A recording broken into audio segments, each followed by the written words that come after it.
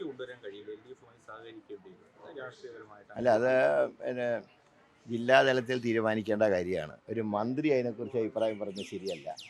ഒരു തദ്ദേശ സ്ഥാപനത്തിൽ അവിശ്വാസം കൊണ്ടുവരുന്നതിനെക്കുറിച്ച് സംസ്ഥാന ഗവൺമെൻറ്റിലെ അംഗം പ്രതിപാദിക്കുന്നത് ശരിയല്ല. പക്ഷെ അത് പാർട്ടിക്കും മുന്നണിക്കും അതിൻ്റേതായിട്ടുള്ള സ്വാതന്ത്ര്യമുണ്ട്. പക്ഷെ ഒരു കാര്യം ഞാൻ പറയാം, ഞാൻ ഇന്നലെ സൂചിപ്പിച്ചൊരു കാര്യം, കോർപ്പറേഷനിലത്തെ രാഷ്ട്രീയ സാഹചര്യങ്ങളെക്കാൾ ഗവൺമെൻറ് ഭയപ്പെടുന്നത് ഇവിടുത്തെ മാലിന്യം നീക്കം ചെയ്യാത്ത അവസ്ഥയാണ്. വളരെ ആധികാരികമായിട്ടുള്ള റിപ്പോർട്ട് ഞങ്ങൾക്ക് ലഭിച്ചിട്ടുള്ളത്, ഇപ്പോഴുള്ള മാലിന്യങ്ങൾ നീക്കം ചെയ്തില്ലെങ്കിൽ അടുത്ത കാലവർഷം ഈ സമയത്ത് വന്നു എന്നാണ് പറയുന്നത്, ഇന്നോ നാളെയോ കാലവർഷം ശക്തമായിട്ട് വരും. അത് ഡെങ്കിപ്പനി പിടിച്ചാൽ കിട്ടാത്ത രീതിയിൽ പടരുന്നതാണ് റിപ്പോർട്ട്. അതിൻ്റെ മരണങ്ങൾ സംഭവിക്കാൻ സാധ്യതയുണ്ട്.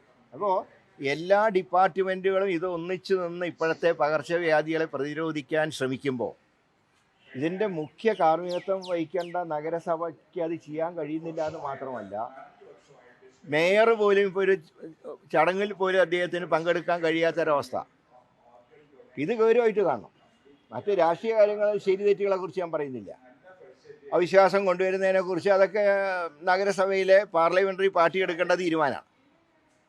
പിന്നെ പാർലമെൻ്ററി പാർട്ടിയുടെ യോഗം ഞാൻ ഇന്നലെ പങ്കെടുത്തിരുന്നു. അതിന് കോർഡിനേറ്റ് ഞാൻ ഇപ്പോഴും അതിൻ്റെ ചെയർമാനാണ്. പക്ഷേ അതിനെക്കുറിച്ച് അഭിപ്രായം ഞാൻ പറയില്ല. അതുകൊണ്ടാണ് ഞാൻ ഇന്നലെ നിങ്ങൾ ചോദിച്ചപ്പോൾ ശബരിയോട് അഭിപ്രായം പറയാൻ ഞാൻ പറഞ്ഞു.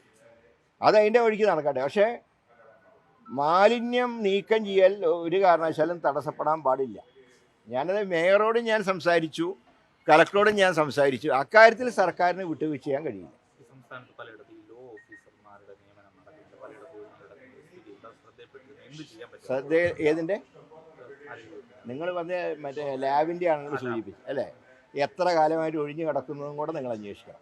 എൻ്റെ ശ്രദ്ധയിൽപ്പെട്ടു. DHSന് അത് കോൾ ഫോർ ചെയ്ത് അപ്ലിക്കേഷൻ കോൾ ഫോർ ഇത് ഫില്ലപ്പ് ചെയ്യാനുള്ള നിർദ്ദേശം കൊടുത്തു കഴിഞ്ഞു. എവിടെ? അതാ ഞാൻ പറഞ്ഞത്, ഇതൊക്കെ കഴിഞ്ഞ കുറേ കാലമായിട്ട് ഒഴിഞ്ഞു കിടക്കുകയാണ്. ഇതിൻ്റെ എല്ലാം ശ്രദ്ധയിൽപ്പെട്ടു, നടപടി സ്വീകരിച്ചിട്ടുണ്ട്.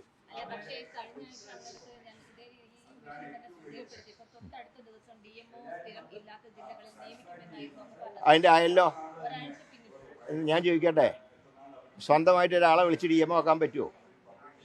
DPC ലിസ്റ്റ് കഴിഞ്ഞ ദിവസം കയ്യിൽ കിട്ടുന്നത്. നടപടി സ്വീകരിച്ചു കഴിഞ്ഞു. നാളെ പുറത്തിറങ്ങുമ്പോൾ നിങ്ങൾ നോക്കിക്കോ. അതല്ലാതെ എനിക്ക് പോയിട്ട് ഒരാളെ മറ്റേ ഒരു കോർപ്പറേഷൻ ചെയർമാൻ രാജിവെച്ച് പകരം ആളാക്കുന്ന പോലെ DMO-നാക്കാൻ പറ്റുമോ? ഞാൻ നോക്കിയപ്പോൾ DPC ലിസ്റ്റ് കയ്യിൽ തയ്യാറായിട്ടില്ല. തയ്യാറാക്കിയ ശേഷം കയ്യിൽ കിട്ടി. നടപടി സ്വീകരിക്കും ഇന്ന് തന്നെ. സംശയം എന്താ?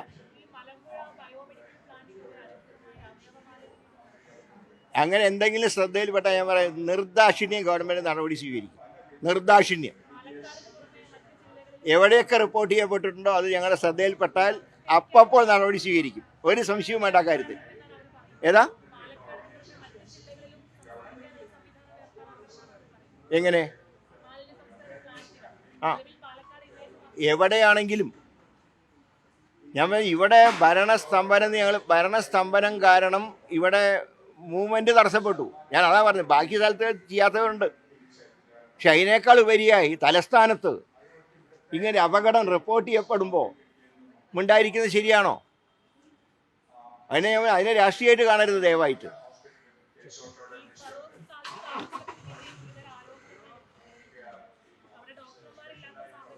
ഇതിപ്പോൾ കേട്ടാൽ തോന്നുന്നു ഇതൊക്കെ ഒരു മാസം കൊണ്ടുണ്ടായിട്ടുള്ള ഇതൊക്കെ ഓരോന്നായിട്ട് പരിഹരിച്ച് വരില്ല. അപ്പോഴേക്കും നിങ്ങൾ ചാടിക്കയറി ഇതെല്ലാം നിങ്ങൾക്കിത് വിവരങ്ങൾ തരുന്ന ആൾക്കാരുണ്ടല്ലോ, അതാരാന്നൊക്കെ എനിക്കറിയാം. അവരൊറ്റ കാര്യം ചോദിച്ചാൽ മതി, എത്ര കാലമായിട്ടുണ്ടെന്നും കൂടെ ചോദിക്കുക.